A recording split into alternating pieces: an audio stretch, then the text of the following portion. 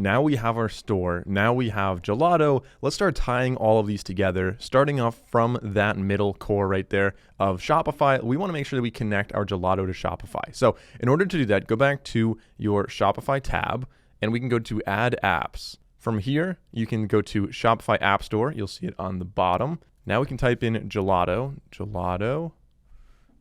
print on demand should pop up. We can click on that and we can say install. Then click on install again after reading the privacy policy and the basic permissions. And it looks like our store is successfully connected. Like I said, you just want to go through that process just to double check and make sure that it is properly connected. And in case it didn't connect before, that's the process you would do to actually connect it. And now we can actually start setting up our first product if you want to.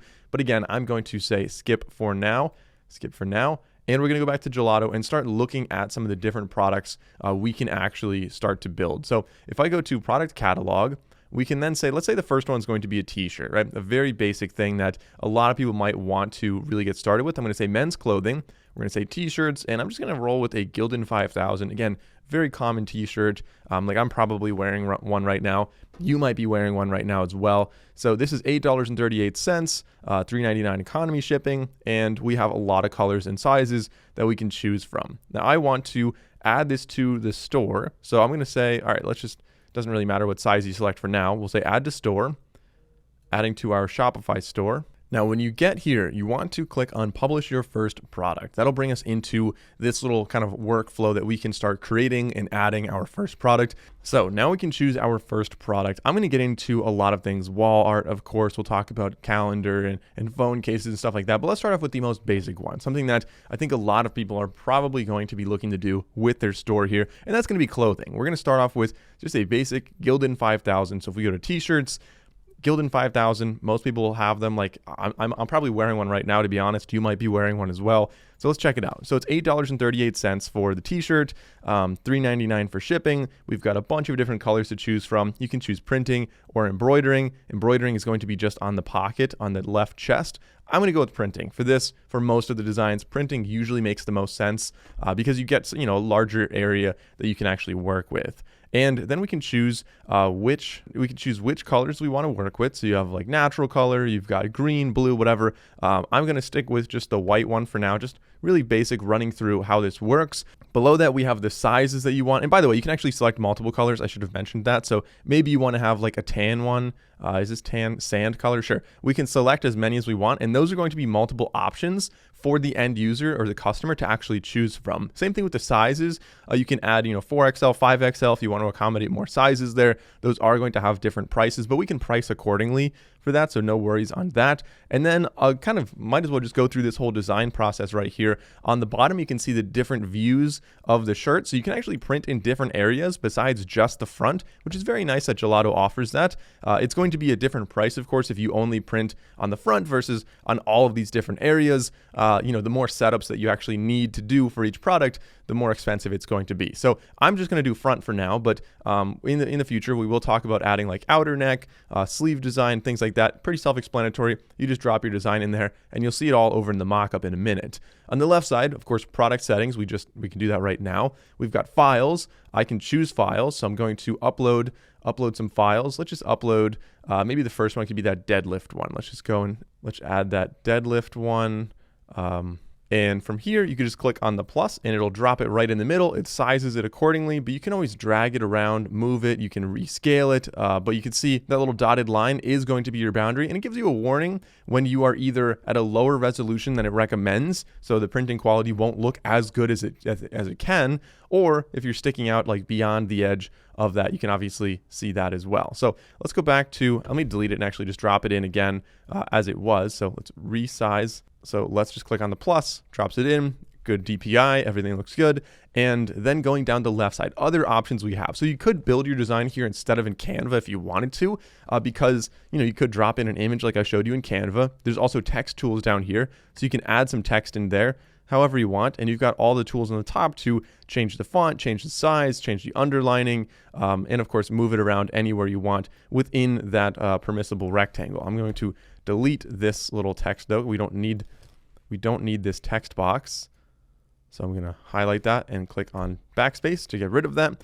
Going down, we have templates, of course. We have, which we didn't make any templates yet. We have different graphics and stickers you might want to add on, and layers. So as you have more things, so if I go and add text, let's say I want to add some text right there.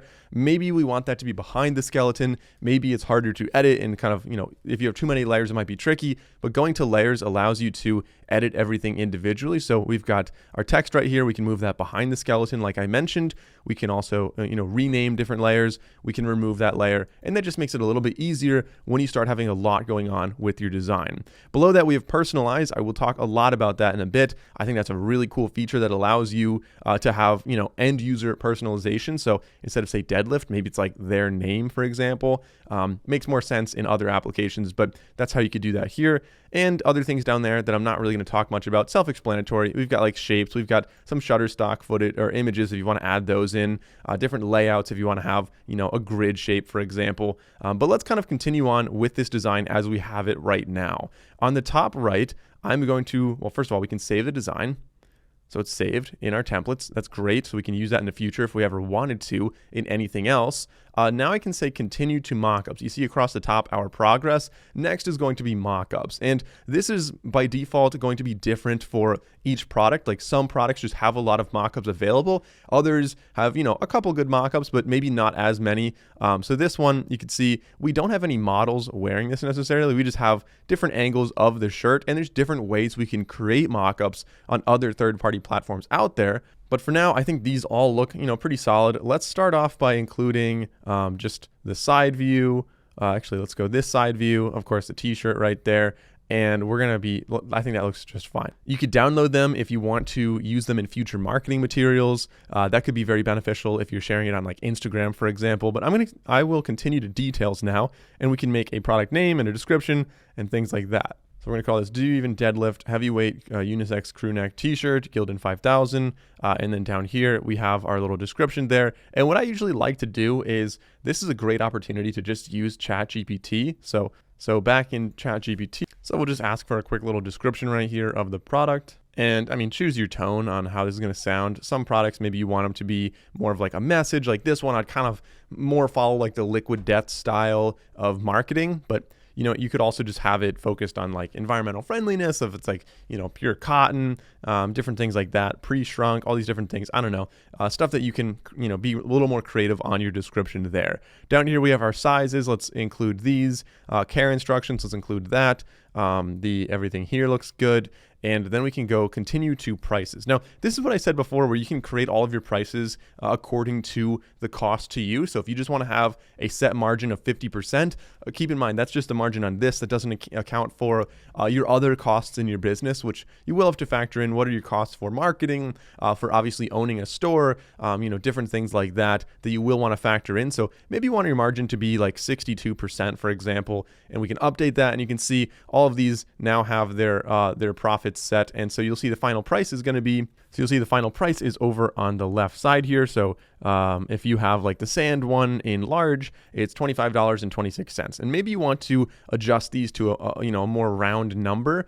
So maybe instead of percent, you could also do this just based on set profit to a certain amount of dollars. Maybe you want to profit $5 per shirt.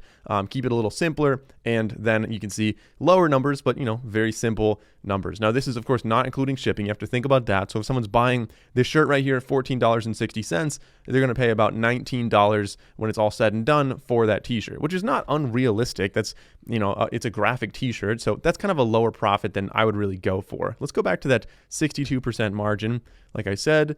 And now we have our prices. Maybe you want to go through again and kind of change, like maybe this is going to be $25.95, and maybe we want both colors to be the same price. So to do that, we could just say $25.95, and that'll set it for that. So play around with your prices. I'm going to continue to review.